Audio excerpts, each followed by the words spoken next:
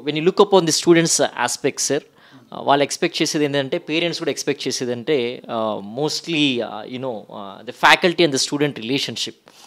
ఏదో ఫ్యాకల్టీని ఒక భయపడే సబ్జెక్ట్ లాగా క్వశ్చన్ అడగాలంటే భయం కాకుండా కూడా ఆ ఈజీనెస్ కానివ్వండి, అట్ ద సేమ్ టైం వాళ్ళతో ఉండేటువంటి ర్యాపో కానివ్వండి, వాళ్ళతో ఉండేటువంటి ఫ్యాకల్టీ స్టూడెంట్ అనేటువంటి బ్యారియర్ని బ్రేక్ చేసుకుంటూ మూవ్ అవ్వడానికి what words that you say to the students, sir, ikkada vechin ventane what do you guide the students in how to clear the doubts within a limited time, sir?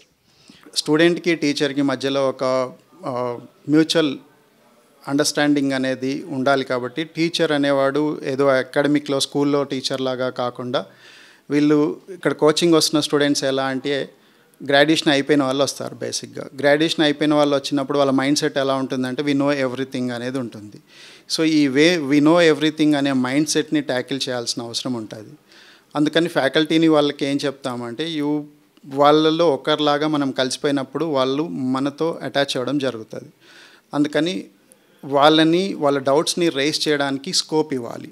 Teacher doubts race చేయడానికి scope ఇవ్వలేదు అనుకోండి, obviously అది ఒక mutual environment అనేది create అవ్వదు.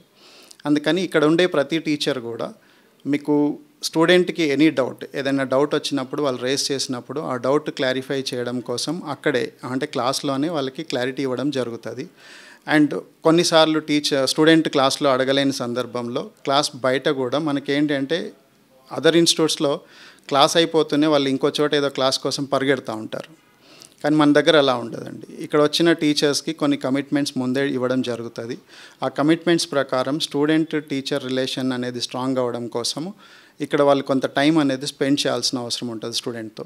So అలా class అయిపోయిన తర్వాత కూడా స్టూడెంట్ యొక్క డౌట్స్ క్లియర్ చేయడము, వాళ్ళు రాసినటువంటి ఆన్సర్స్ వీళ్ళు పర్సనల్గా ఇవాల్యుయేట్ చేసి గైడ్ చేయడం అనేది జరుగుతూ ఉంటుంది.